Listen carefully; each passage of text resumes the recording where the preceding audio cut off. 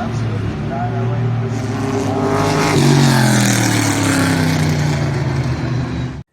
Hello everybody, welcome back to Forza Horizon 5 with our final car build for this track. Technically, this is our 20th traditional, if you will, because I do have one special episode for the finale. To be honest, this track has been great. I love it. It's posed a unique challenge to vehicles you've never seen before on our build series over the past few games. And, eventually all good things must come to an end. Truth be told, this track, A, it's not getting as many views as it once was during its peak, and it is starting to get a little bit stale. We know it, the Maserati has never been beaten, it never will be. The Miura came close, the Daytona came close. The Miura obviously coming a lot closer than the Daytona, but nothing could beat it. So why not go to the other end of the spectrum? We started out with a silly car that fell over all the time, the Renault 4. Finish off with the BMW Isetta, a silly car that may or may not fall over. I don't know yet.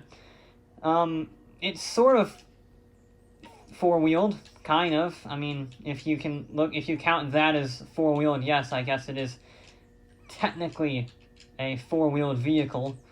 We are going to want as much help as possible, I think. I don't know if you want the Turbo Rally or the motorcycle engine. I guess we will see how this fares. We do want the smallest off-road tires I think ever seen in history, but it is also the smallest car. I have been saying that light cars do exceptionally well on this, and well, even with a roll cage, it is the lightest vehicle we have ever had by some margin at 1,030 pounds. Yeah, so now it's maxed out. Now it's actually... I guess we're doing... I guess we're doing the motor bicycle engine. Okay. Wasn't really what I was hoping for. We're actually going to leave it as stock then. Keep the weight to a minimum. I guess all we can do then is that. Any of these save it? No. What about that rear bumper? That save it? Yes, quite a bit actually. That's surprising. And I guess just to round out the PI. There we go. It is our lightest vehicle ever. 1,050 pounds with all-wheel drive and a roll cage. It's also our least powerful, 275 horsepower. It's nearly 300 horsepower down on the Escort. I don't have very high expectations for this vehicle. To be honest, I'm kind of hoping it rolls over, but we shall see. We've had some pretty sketchy vehicles on landings before where they bounce wide or just stop dead. This might bounce back up into the air. I'm very scared about the final jump, and I'm very scared about the initial high-speed jump. Because, yeah, this is a weird one. I have literally... I think I need to extend these gears a little bit, because I'm pretty sure it's going to top out about 110 with the 6-speed gearbox. And there's 120, we'll lengthen that just a little bit to be on the safe side. That'll be fine. Just so it's not completely ridiculous. We've had to modify a few vehicles in the past. I think the last one was the Sierra that actually needed a new gearbox, I think. New tuning for that, because the initial gearbox, despite being a racing gearbox, was just awful, because it was for short track racing, not this. I launched in 19.5. There we go, that's good. A little bit of a lift, just to negate that. It's a very oversteery vehicle. I don't have a lot of traction in the rear, if you will believe it, based on, well, the size of this vehicle, and the size of the rear tires on said vehicle. It's a little bit bubbly. I guess that's why they call it a bubble car.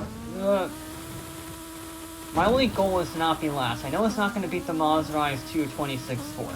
Nothing could beat that. Not the Miura, not the Daytona, not the Escort, not the Mercedes. Nothing could. This is definitely not going to be the vehicle to do it. If it does, I must be a modder in some way, because, yeah, this is oh dear. Landing wasn't bad, actually, all things considered. It couldn't carry the momentum to save its life. But landing was not bad. It was also insanely fast accelerating. Which I think that this might genuinely have the best power-to-weight ratio of any vehicle we've had in this game. In the series, I should say, so far, which is kind of amusing that a bubble car has the best power-weight ratio. That's also probably why it's completely undrivable. This is terrifying. Nope, get back online, get back online. Oy. It's a little floaty is how I would describe it. It's a little floaty. It doesn't really feel like it's in control. At most times, I'm going to be blunt. Nope. Nope. It could drive worse. You know, it could drive worse. It could be falling over. Instead, it's just drifting everywhere. Which, on this terrain, which doesn't have a whole lot of grip, is not the worst thing that you could have happen. Also, my controller is running out of batteries, so just please last until the end of the lap, please. Oh dear.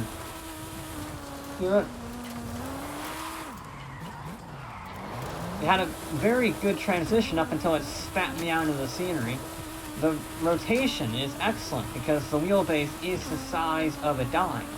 Brings the term turn on a dime to a new level. It also spits you out at random directions at sometimes. I also need to turn off the skills. Yeah, I need to do a lot of stuff after this run. Ugh. I'm torn because I feel like I need to get out of 5th gear, but I feel like if I get out of 5th gear, I'm going to have no power. So I don't really know what to do in that case. I'm just going to brake, because to be honest, it doesn't matter. Ugh. Yeah, I know. You know, we're just not going to worry about this run. I mean, it's the first run. It's not going to be great. Whatever time it is, it's probably like a 240. Alright, okay, cool. No more skills on screen, which is nice. Fresh batteries, also nice. And we have some expectation of what this little death machine can do. And it's not much. We're good. Okay, we're just gonna try to not die a terrible, agonizing death. There we go. Got the launch right this time. Ooh, it's a very responsive vehicle. You know, quite what it's doing. It's a very responsive front end. The rear end, not so much. Yeah, I don't really want 6th gear, not really. I don't really want any gear, because that implies that I'm driving, and I think that's a negative thing to my health. That was surprisingly nose down for such a mid-engine vehicle. This is actually mid-engine. The engine is right where the Hot Wheels sign is, like the Hot in the Hot Wheels. So it's basically a BMW i8, you know? That's insane speed, 114 miles an hour on that jump, and we landed without spinning. Like, that's ridiculous. It may not have the highest top speed overall. I think that's still the Defender at 130 something, but 114 up that ramp is definitely a speed record. Nope, nope, nope, nope, nope. Just drifted, I guess. Nope, okay, we're fine. We're fine. Cue the music. Tokyo Drift. We want to... It just tops out there. I don't really... Like I said, I don't really know if I want 6th gear or not. It feels like it spins the wheels up too much. Either way, it's surviving. That was actually a good landing. Oh. Nope, okay. I was sort of hoping the handbrake would solve that. I got it. We're good. Yeah, this is definitely like the Renault, where you really only want to get a clean run, where you don't get spat out into the scenery. I'm also paranoid about touching these rocks, because I have a feeling they will just spin this car into the scenery if I clip them wrong. I mean, normal vehicles have done that in the past, and this is definitely not a normal vehicle.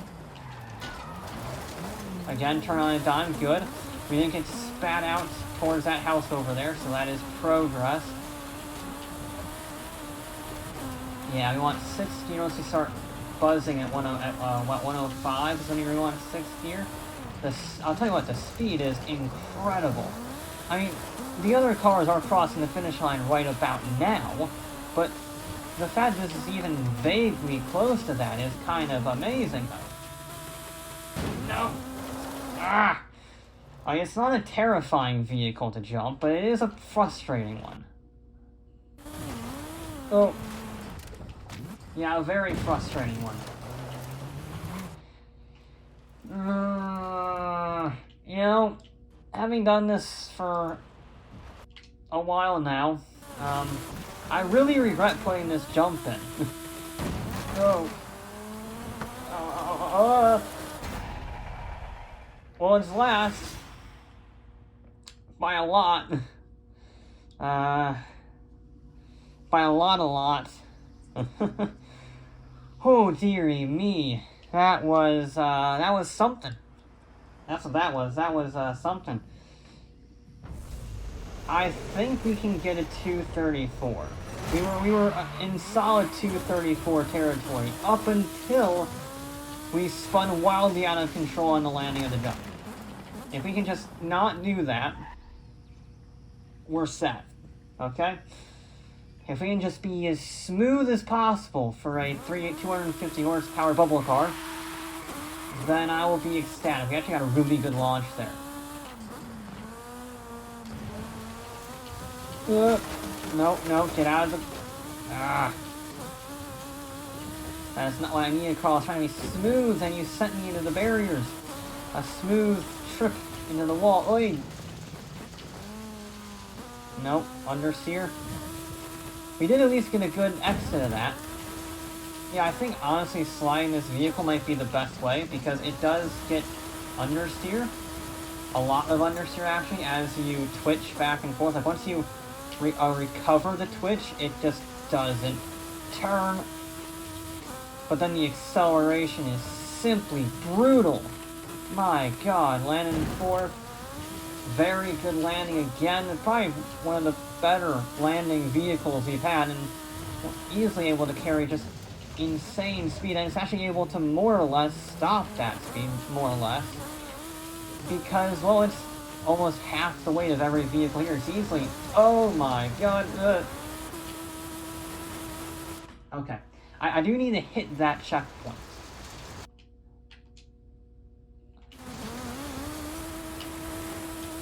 There we go. I mean, that's a technique through the corner. I don't think a reverse entry is the preferred method for corners, unless you're being super stylistic. But, you know, I guess the BMW just wants to channel its inner Ken Block and just do reverse entries into every corner. There we go. Sometimes all it takes is a little bit of lifting off the gas. Let it get situated. Chucking in this vehicle does not work. The Mira could be thrown into every corner at ridiculously high speeds, and all it'll say is that all you've got? This asks me, is that all you got? Because it just is a terrifying death trap. That was a smooth run, though. That was a very smooth run. Really. Nice. Back down to 5th. We carried respectable speed through there. We brought it down a little bit, but that was 85 miles an hour through that corner. Not exactly, 100 miles an hour like the Mira or other vehicles were doing. Okay, that was a weird bounce. However, it didn't work.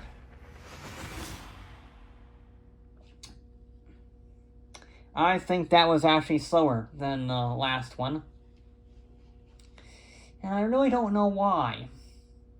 It might have something to do with the reverse entry that I did in the first third of the event. That doesn't help with speed. It's spectacular, but it doesn't help with speed. Yeah, it's a death trap. No matter which way you shake and bake, it is in solidly last place. The Forsberg 280SX, or 280Z, is no longer in last. It is actually beating it by over a second. I think, if I remember the first, I think that was a 235, so it's 0.7 of a second faster. Yeah, believe it or not, the BMW is a death trap, a terrifying death trap that you should never ever drive unless you're going to have a lot of fun, or unless you want to do some reverse entries. Whatever floats your boat. Either way, that'll be it for this episode of Forza Horizon 5. I'll be back with more.